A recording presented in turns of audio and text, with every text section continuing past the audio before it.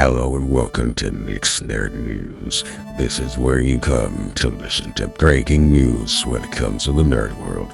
That means we have breaking video game news, movie news, and TV news. If you want to hear about the latest games, the latest movies, and everything else, stick around. Because here's your host, Nick, from a tiny studio in San Diego.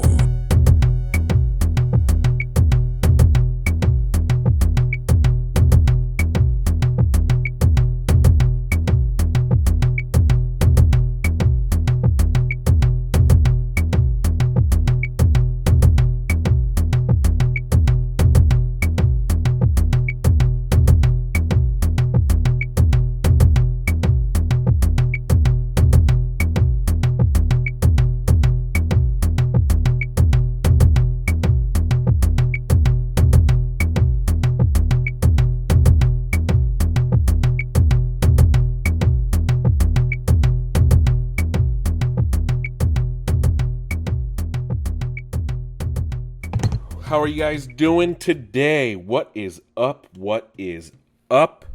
How are you guys doing? No, seriously, how are you guys doing? Today is what? April 10th? 9th? It's the 9th. Did you guys get a Switch pre-order? Just kidding. We're going to talk about that. Obviously, I'm sure y'all are well aware of the shenanigans in that regard. You may have seen my post on social media, my quick little rant about the cost of Switch 2 and tariffs, and that pre-orders got delayed. They were supposed to be today. We're going to talk about that. We're going to talk about the Minecraft movie. We are going to talk about the new Predator movie that was announced at Cinemacon. A lot more trailers came out as well. And we're going to talk about Microsoft using AI to make a new version of Quake, or an homage to Quake, however you want to spin that. Interesting, though, for sure. Those are the biggest stories, right? There's some other things going on. It's going to be more Switch 2 coverage today, mostly, and some more Cinemacon. It's lingering from the week before, of course, especially when things happen over the weekend that are big and affecting. So we're going to talk about all that. But yeah, it's just fun stuff going on for sure as we get deeper and deeper into April. But why don't we not waste any more time literally talking about nothing when we could be talking about the news? But before we do that, why don't you head over to nixnerdnews.com? That is the one-stop shop for all things Nick's Nerd News. You can listen to the show right in your browser, or you can take us on the go, because I got links, all the links to Spotify, Apple Podcasts, Amazon Music, iHeartRadio, and YouTube, right? Also, check out the social media tab. We're on Twitter, we're on Instagram, we're on Threads, we got a Facebook, and guess what? YouTube's also a social media site. What? Anyway, let's not waste any more time and get straight to the news, shall we?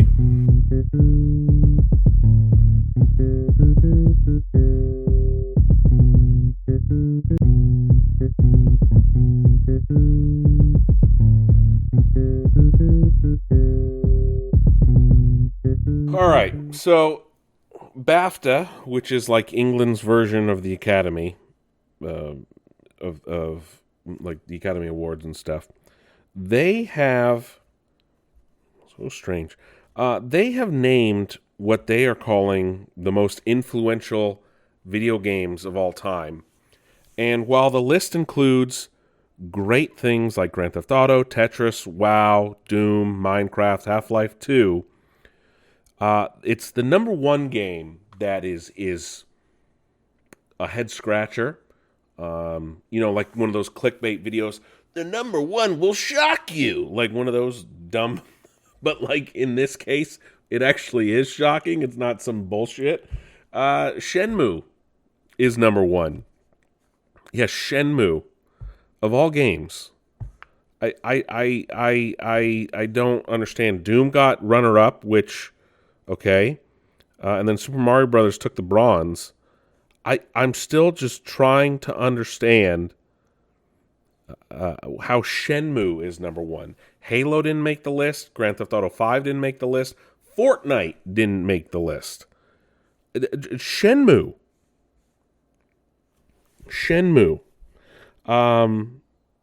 Yeah, the top 21 games. Shenmue number one, Doom, Super Mario Brothers, Half-Life, Legend of Zelda, Ocarina of Time, Minecraft, Kingdom Come Deliverance 2. Really? In the top 10? Super Mario 64, Half-Life 2, The Sims, Tetris, Tomb Raider, Pong, Metal Gear Solid, WoW, Baldur's Gate 3, Final Fantasy 7, Dark Souls, Grand Theft Auto 3, Skyrim, and the original Grand Theft Auto. What the hell's going on over in England, man? What are they drinking? What is in the water over there? I do not understand. And thus begins our Switch coverage continuation, if you will. So more than just Mario Kart World will cost $80. Physical editions will cost $90, which is out fucking rageous, especially when some of these will not include a full game. It will be a cartridge with a download key. Are you fucking kidding me, dude? What? Yeah, but Nintendo's trying to justify it. So if you buy the Switch 2 version, it will work apparently on the Switch as well. It's not just backwards compatible. It comes with new content and things. Some of these things I can understand the price. Other things I cannot. The fact that they are trying to justify it with that, it is ridiculous. There was a subsequent reveal of the Nintendo Direct, but I just, it's the $80. It's the $80. It's not a deluxe edition. It's the highest of a AAA game. And Nintendo's essentially saying, fuck you, right? It's Nintendo being Nintendo, and they always do this. Nintendo is the worst of all the companies. I don't care what anyone says. They blind you with Pokemon and Mario, and in reality, they're the worst consumer friendly of the four major brands, and I'm including Steam in that. Steam's number one, right, in terms of how they treat their player base and their customers. Microsoft's probably number two in regards to some changes they've made. Microsoft used to be one of the worst, so don't get it twisted. PlayStation's next with some of the shenanigans they pull, and Nintendo is obviously the worst. I'm just still trying to wrap my head around the $450 and now the $80 and $90 games, but it's and it doesn't even have an OLED screen. Like I said, I think it might be including. I think they were getting ready for tariffs. Obviously, now things have gotten a little worse, and pre-orders were delayed because of that, and we're going to get to that in a second. People are not happy. On the Treehouse live stream, which was after the Direct, it was just comment after comment after comment of, quote, drop the price. Some former Nintendo PR managers are causing the backlash over price a true crisis moment, unquote. They've lost control of this, quote. It's funny because Nintendo's like, oh, you can't afford it? Well, just, you still have the Switch. Like, all right. People are comparing it to Don Matrick when he was head of Xbox, which is kind of funny as well. That's just hilarious to me, that Don Matrick would get the shout out of all people. But hey, that's the world we live in, right? in a YouTube channel, former Nintendo of America PR manager Kit Ellis and Krista Yang criticized Nintendo for its reveal, saying, quote, "I don't want to blow things out of proportion, but this does feel like a true crisis moment for Nintendo," unquote, said Ellis.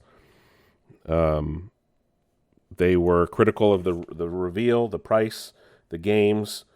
They said they pointed the lack of a price in the direct itself as, quote, deliberate, unquote, that would cause confusion, misinformation. I realized that as well. It was very strange to me that there was no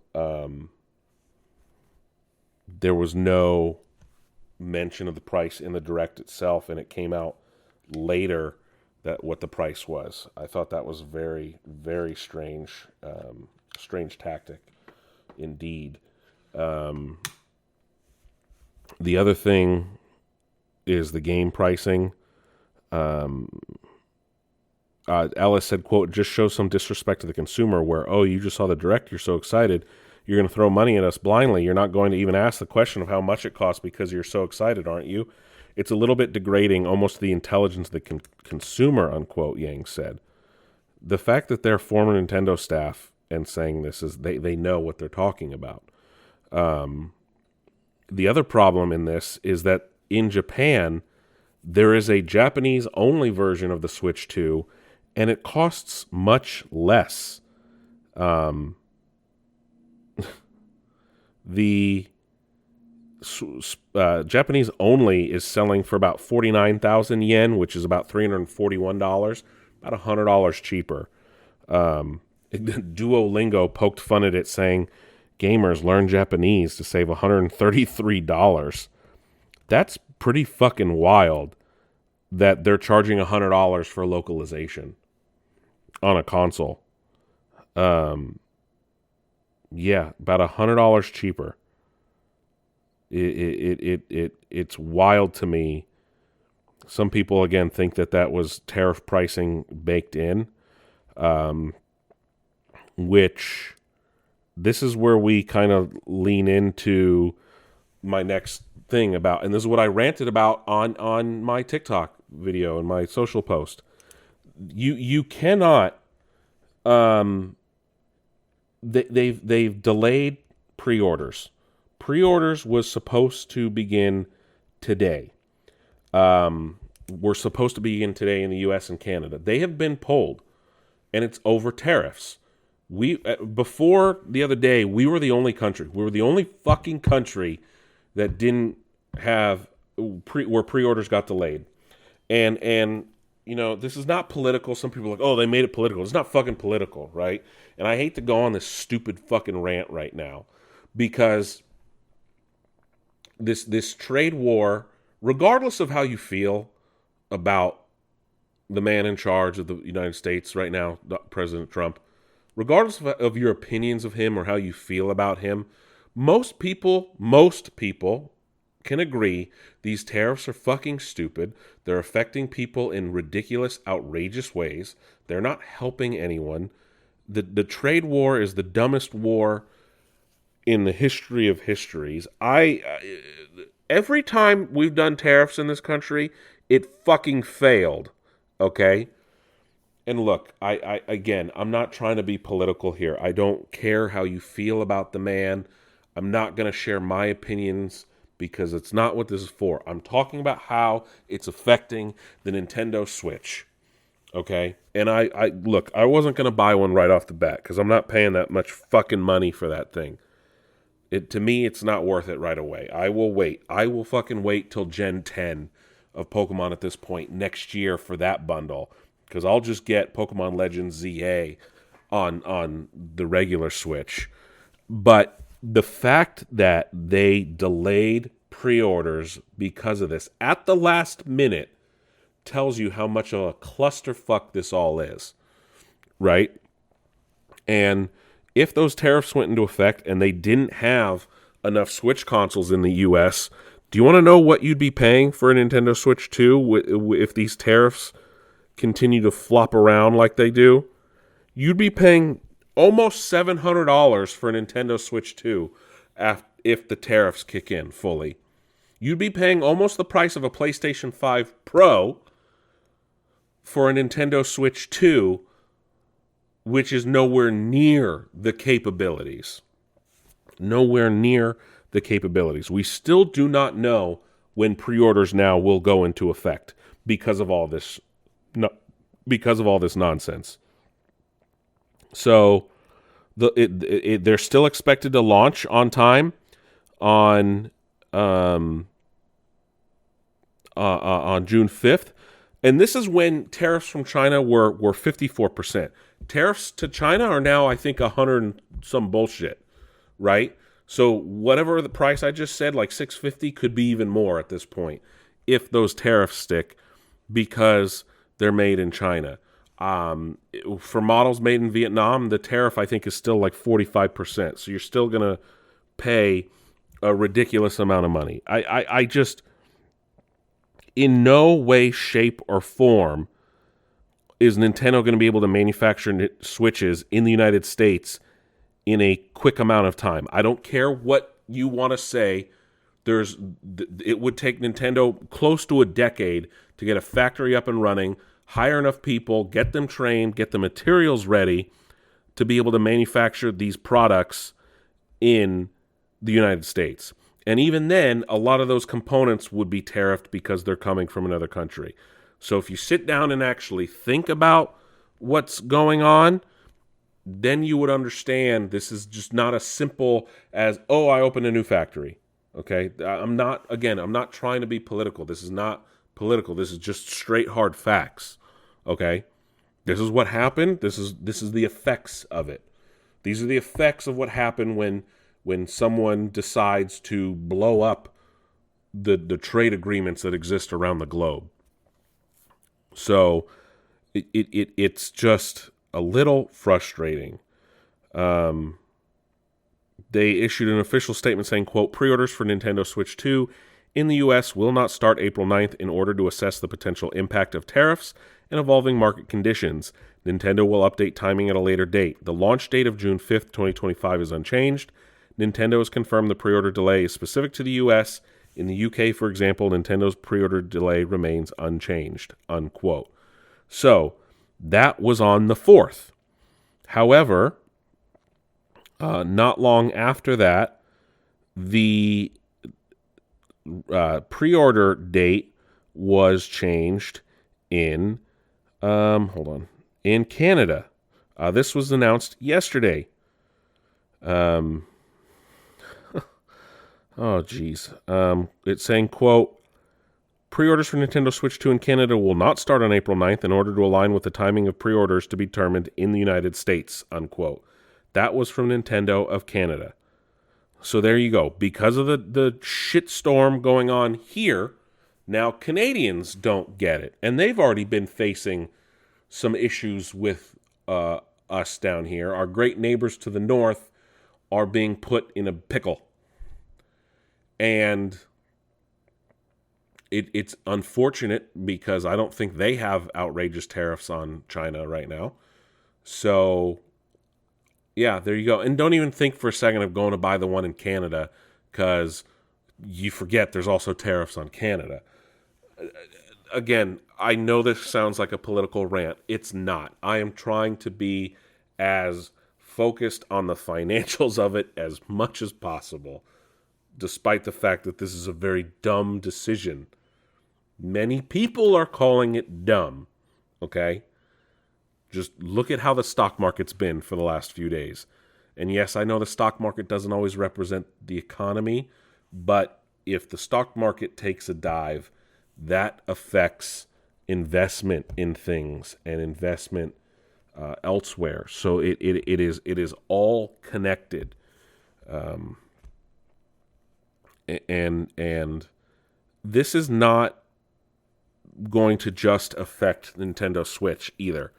And you need to just understand that, okay? This is not just going to be Nintendo being affected. What was it? The ESA, the Entertainment Software Association, the trade group that represents gaming and gaming developers, said that, this is not going to just stick to Nintendo. This will hit all of them eventually. The ESA put out a statement saying, quote, we really are at this point just watching and trying not to have knee-jerk reactions, because we don't think that what President Trump announced this week is the end of the story. But what was announced this week and the tariffs as outlined, we do expect these tariffs will have a real and detrimental impact on the industry and hundreds of millions of Americans who love to play games. And so our goal is to work with the administration, to work with other elected officials to try and find a solution that doesn't damage U.S. industries, U.S. businesses, but also American gamers and families, unquote. That was from, what's his name? The ESA president, I think. ESA spokesperson Aubrey Quinn. So, yeah, they're trying to meet with the administration to help, which is good on them. That's literally what they are supposed to do. That is what a trades association is supposed to be for. They're working with it. They said they're being heard. I'm not entirely sure. But, again, just to prove to you that it's not just Nintendo, Razer announced, as well as other peripheral makers and things like that, they have also eased back on some things due to the tariffs. So this time, Razer is not going to be selling their Razer Blade 16 currently anymore due to tariffs placed on products coming from other countries. But they're being pulled from sale. As spotted by The Verge, the Blade 16, which went on sale on April 1st, has been pulled from sale temporarily as they assess everything going on. You can still get it in the European Union as well as in the UK. Not in the UK. Razer, like I said, was not the only company, though. Due to tariffs against China and Taiwan, where PC components are made, Micron, who makes memory manufacturers, has said that there's going to be surcharges. Framework has, quote, temporarily paused, unquote, U.S. sales completely.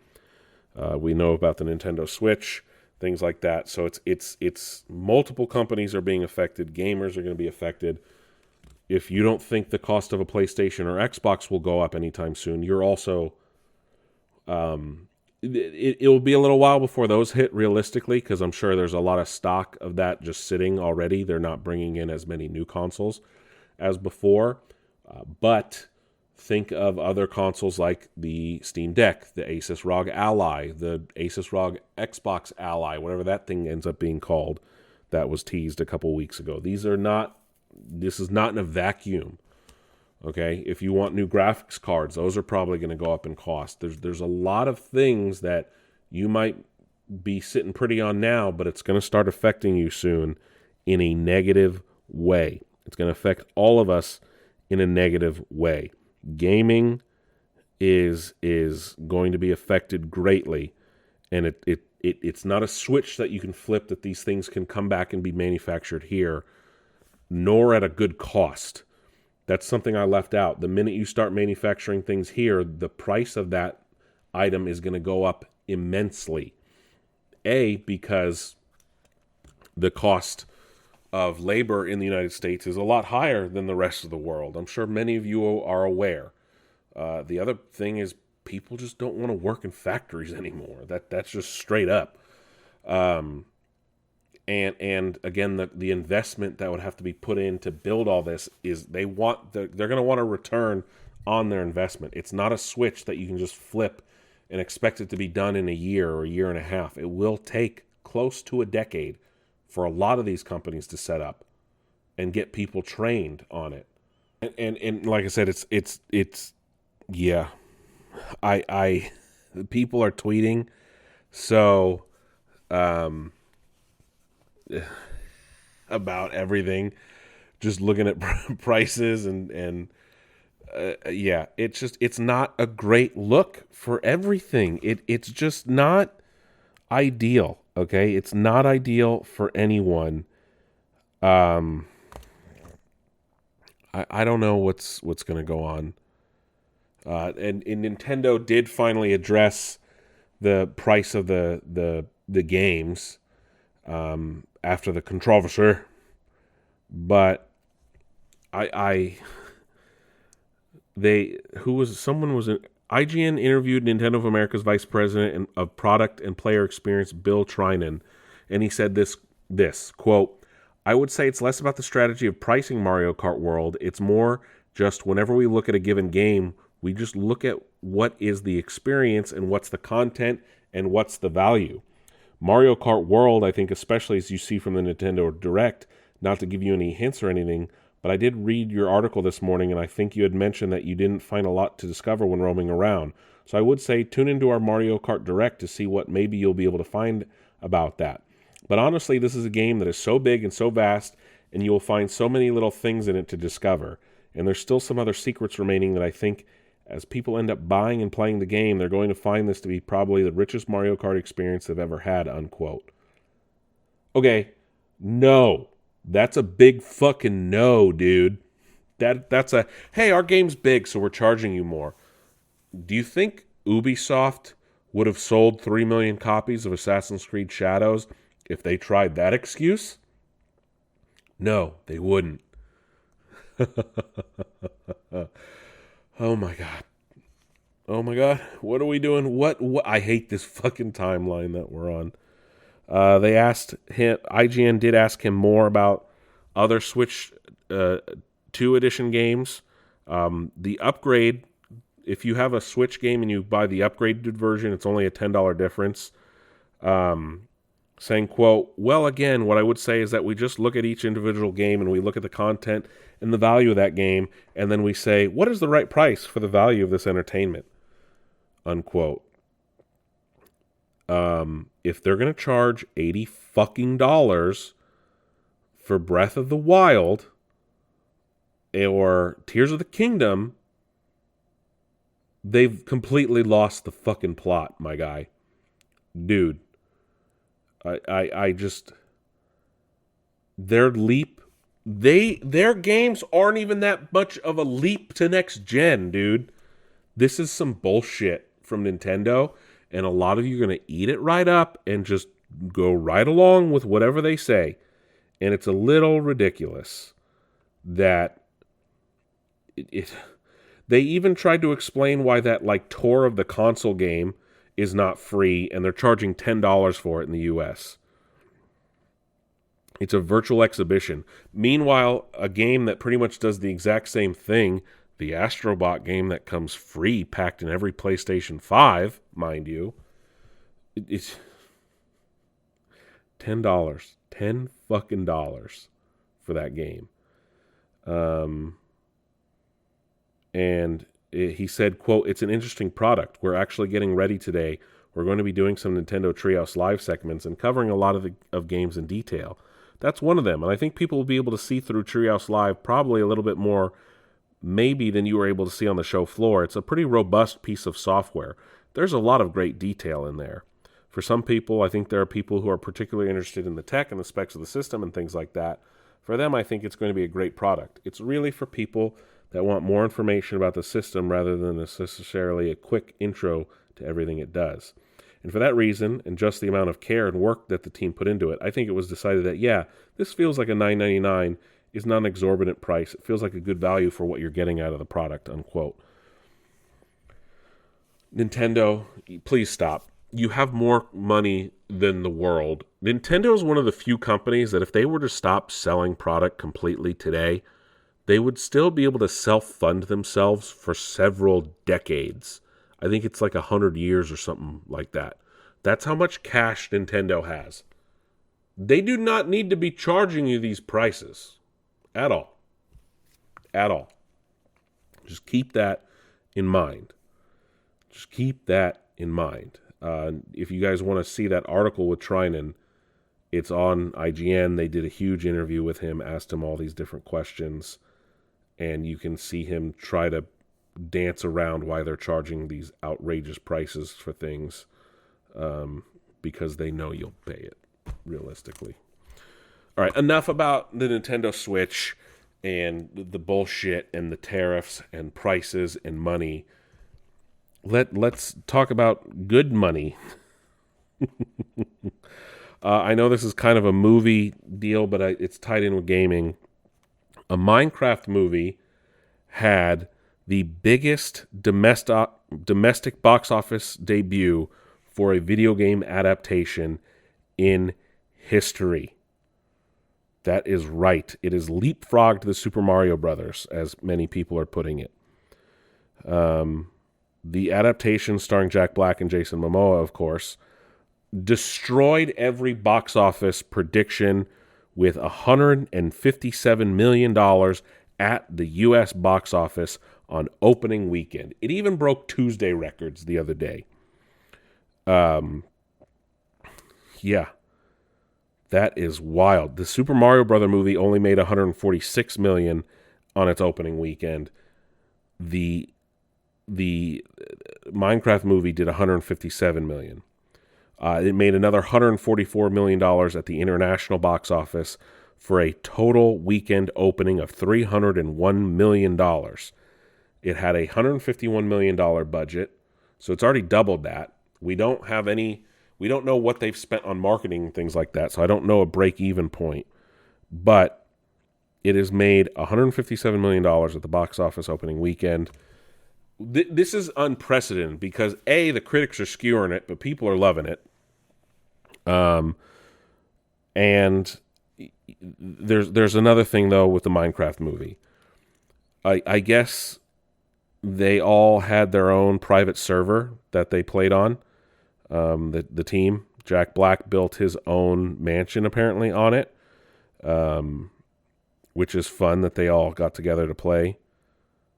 And even the director played and things like that. So that's fun that they all did that. But I will say this. If you're going to go see the Minecraft movie, please do not act like a fucking fool in the theater. People go to the movie to enjoy the movie. They don't want shenanigans going on. And I had a similar rant when Wicked came out and people were being disruptive in the theaters. Apparently the chicken jockey scene, people are screaming, getting up, making rambunctious noises and things. And I know I sound like a curmudgeon right now, but when I go to the movie theater, I want to sit and enjoy the movie. It's the one time I just want to sit in the silence and watch the goddamn movie. All right? If you want to act like that, do it at home or somewhere else. Just don't disturb other people, right? Cops were called to one theater. I think that's excessive. Just kick the kids out of the theater. People are throwing popcorn, screaming chicken jockey. Don't do that. Do not disrupt other people. There's families with kids in a movie like this, more than likely. You might scare a little kid. You might hit a kid with something. Be respectful of other people. I think Gen Z's lost that a bit. Here, see, I sound like an angry millennial. People, you need to calm down. Just please, for the love of God, just do not do that, please. I'm seeing videos, people like all in unison. Just don't do that. It's like those kids wearing the suits to that movie that came out last year. Was it I don't remember what movie. They were all wearing suits and being like obnoxious too. Don't do that, please. Just don't. I don't know, man. Bungie has finally pulled the lid off of Marathon. Their reboot or return to their franchise from 30 years ago, pre-Halo. So it's going to be a PvP extraction shooter based on the Marathon franchise. People are questioning why the art style has changed, and people are like, well, how do you keep an art style from 30 years ago the same? Like, come on. It's not going to be ideal. But a new gameplay live stream is slated for Saturday, April 12th. Depending on where you are in the world, it could be on the 13th. Destiny dropped a tweet that had a 15-second video of weird-looking characters and creatures. It was from Marathon. You can pre-order the game already. I didn't realize Marathon was going to be coming out this year. But yeah, we'll learn more about Marathon this upcoming weekend. The Death Stranding director the Death Stranding movie has a director in Michael. What's his name? He directed. I wrote his name down wrong. He directed A Quiet Place Day One, which was the most recent. Michael Sarnowski, that's his name. It's like a prequel to The Quiet Place. That's the one with Joseph Quinn and Lupita Nyong'o. He's also directed. He's directing a Robin Hood movie, and something called Pig. I've never seen or heard of this film. Nicolas Cage movie, and he will be directing the Death Stranding live action film. I don't know how they make a movie out of that game. Anyway, Microsoft has shown off the power of its AI tools in gaming by making a interactive playable space inspired by Quake 2. Spotted by PC Gamer.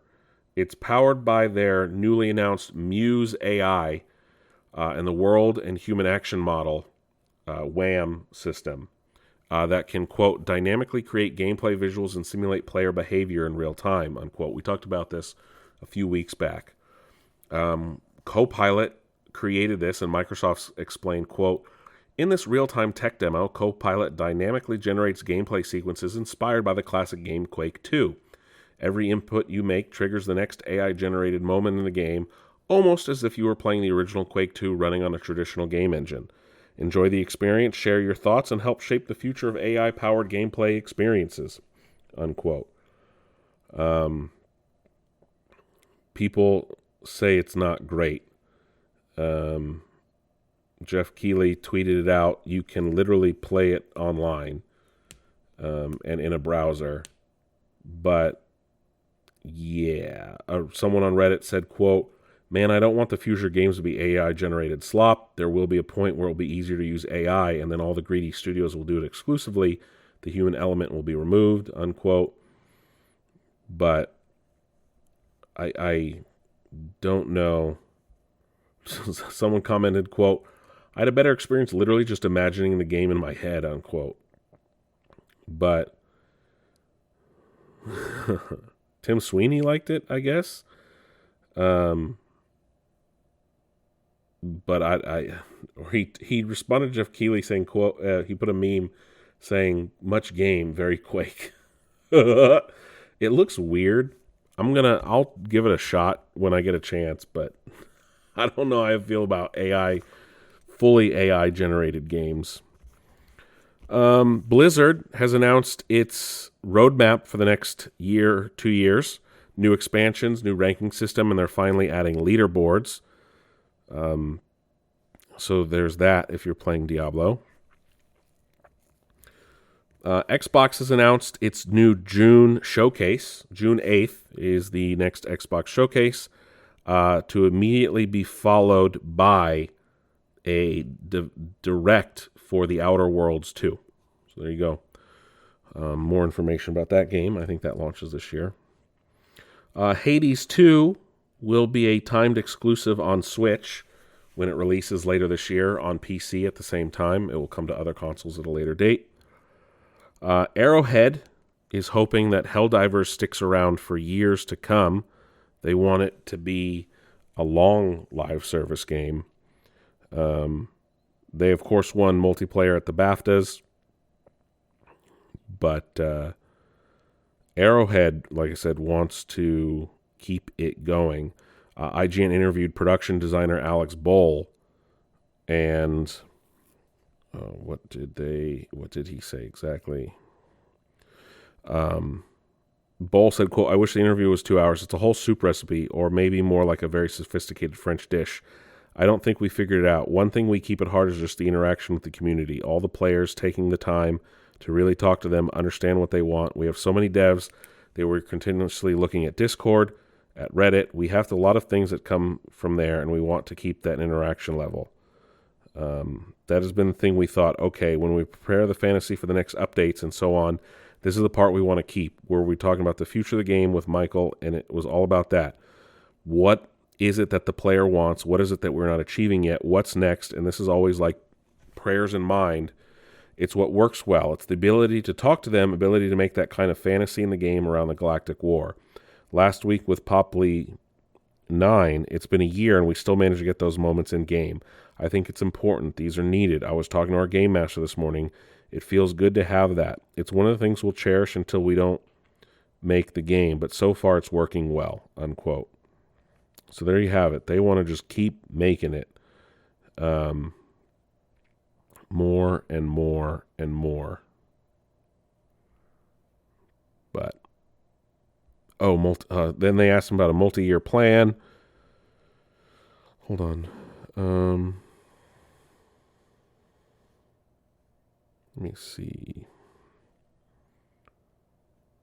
I want to give you guys everything. IGN asked, quote, do you think it's reasonable for a game like Helldivers 2 to have a multi-year plan that envisages the game being around for a decade? For me, Helldivers 2 gameplay feels almost timeless, so it could become a forever game, unquote. Alex Bull said, quote, thank you for acknowledging that the game might not age at all. I love when you boot a game after 15, 20 years and it still plays the same, unquote. So yeah, they definitely want to keep it going and going and going. And if there's a Warhammer collab on the horizon, stay tuned. The final bit of gaming news, a new report is saying that Battle Royale interest is on the decline. But somehow Fortnite is still chugging along. Research firm Newzoo did a report on PC and console gaming for 2025, and they've seen a number of shifts and trends across the industry. And according to their research, Battle Royale genre has shrunk in playtime from 19% of playtime in 2021 to 12% in 2024. That's a big drop. Citing their game performance monitor, they look at 37 markets, excluding China and India, across PC, PlayStation, and Xbox. And they've looked at, per their data, shooter games and battle royale games routinely account for 40% of playtime. Shooter playtime is going up, battle royale is going down, which makes sense. Battle royale games are not as popular as they once were. Because even though there was that 7% shift, they said that Fortnite went from 43% of share of battle royale games in 2021 to a 77% share in 2024. Again, the others are dying. Fortnite is sticking around. So RPGs have gone up from 13%, up to 13% from 9%. 18% of RPG time in 2024 was spent in major releases like Baldur's Gate 3, Diablo 4, Honkai, Hogwarts Legacy, and Starfield. However, fight for attention and playtime is fierce per them, but interesting. Battle Royale. Maybe it's smart that Halo didn't make a Battle Royale. Anyway, that is it for gaming news. I know we spent a big chunk on stuff that's really fucking stupid. Let's head up the 5 freeway and see what's going on in Hollywood, shall we?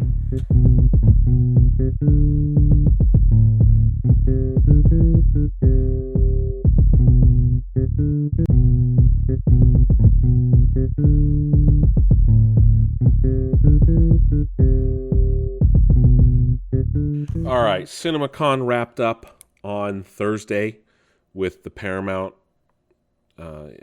panel and the Disney panel.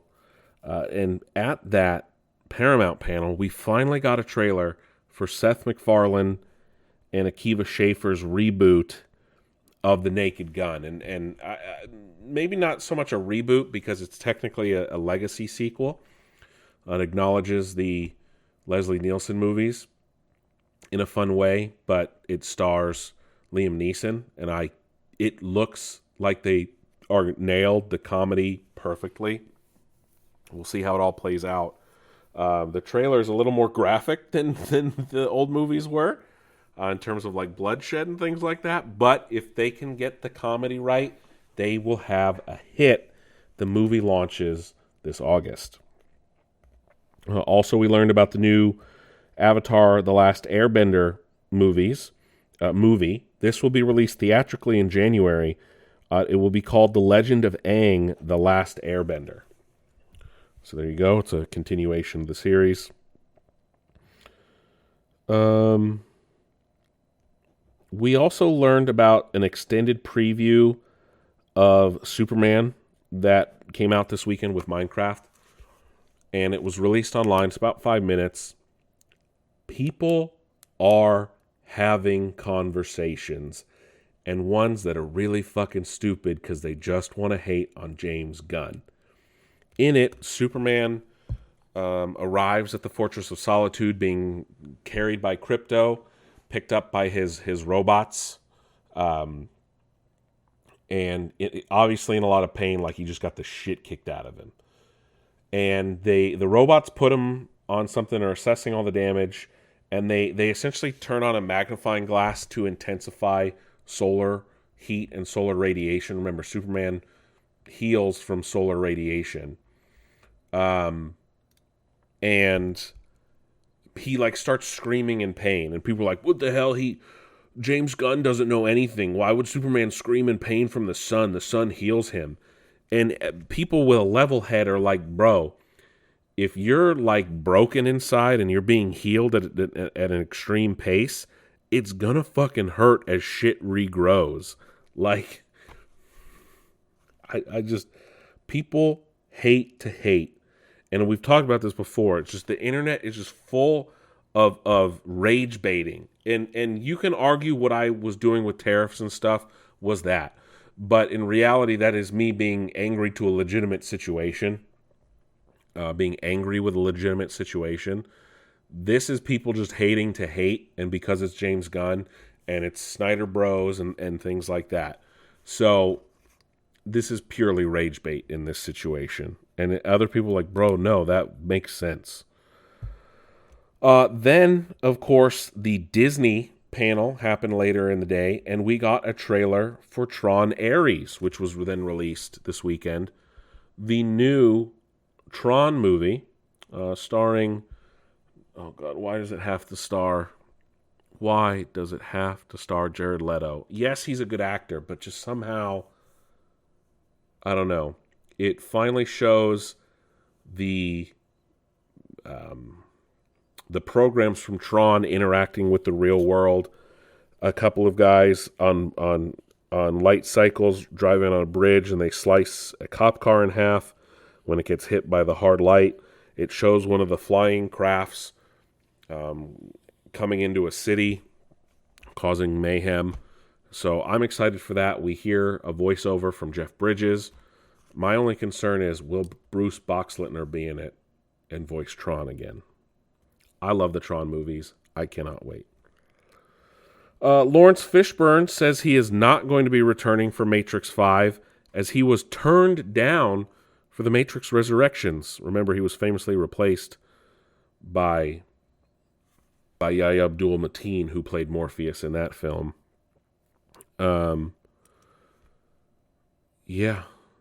He made himself available for the fourth film, but was turned down. So, yeah, it looks like he probably won't be in 5 either.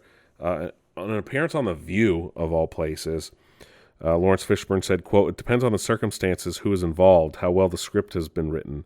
If they offer it to me, I offered my services for the fourth Matrix, and they didn't respond well to that. It's not like I didn't say I'd like to offer my services. I did, and for whatever reason, that didn't happen," unquote. Honestly, good, dude, because that movie was fucking awful. It was one of the worst movies I've ever laid eyes upon.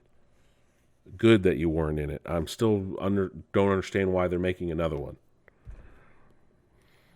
James Gunn tweeted out some footage from Peacemaker Season 2 and confirmed that it will hit HBO and Max on August 21st. I'm excited for that. We talked about Mayhem in theaters. Oscar Isaac was originally supposed to appear at Star Wars Celebration Japan in a couple of weeks, and we've now learned he will not be attending leading many people to assume that he has secretly joined the cast of Avengers Doomsday as Moon Knight.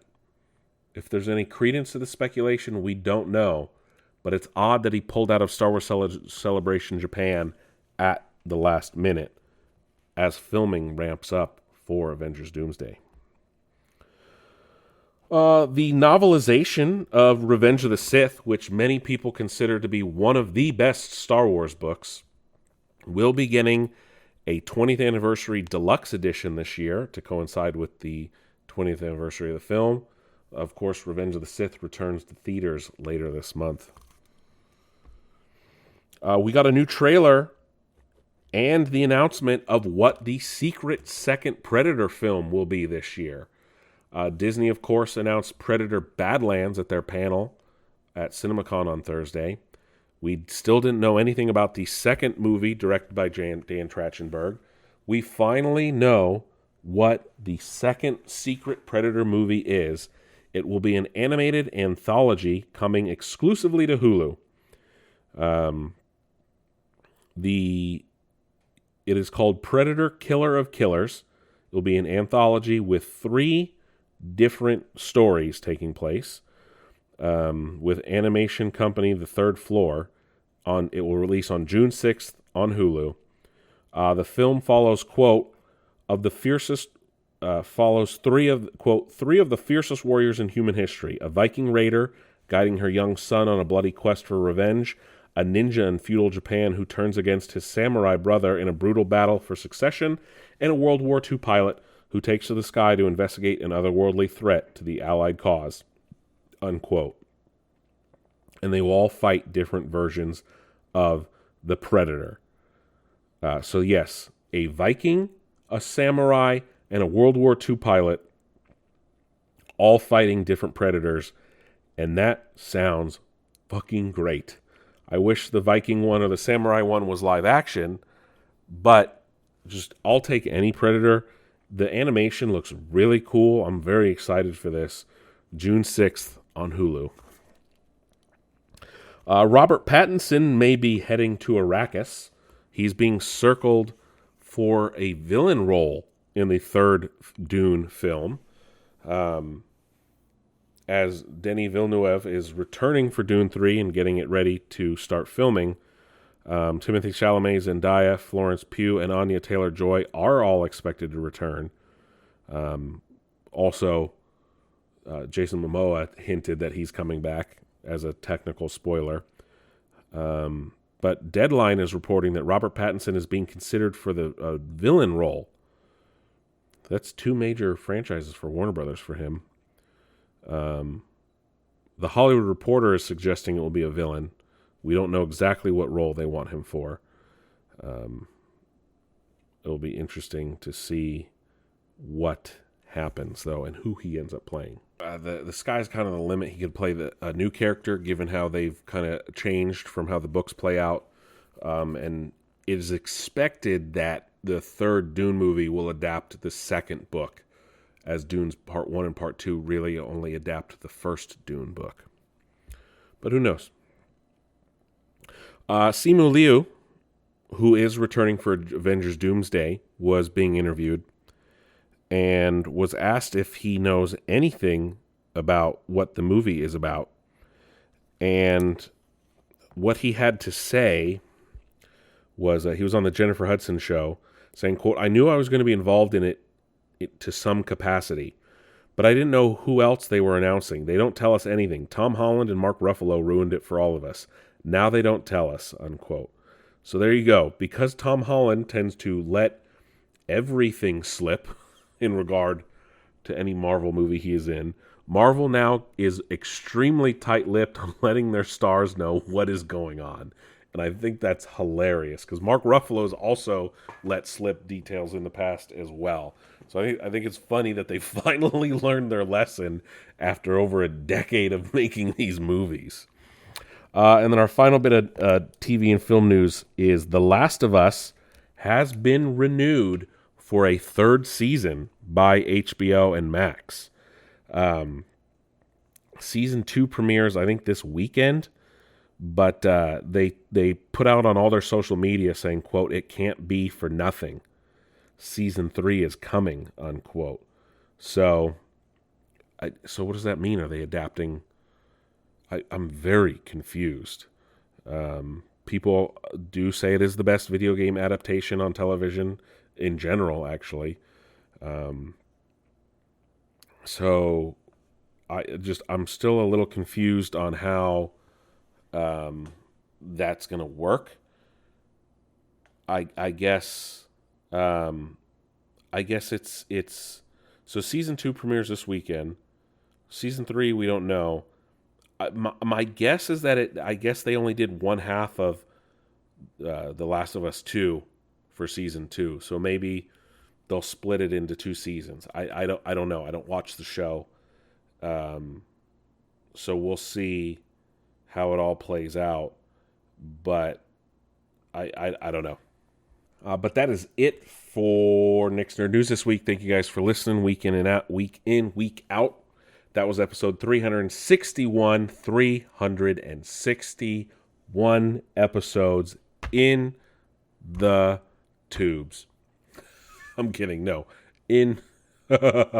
Nah, that's a solid number. Thank you guys, as always. Don't forget to check out the website, and I will catch y'all on the flip side.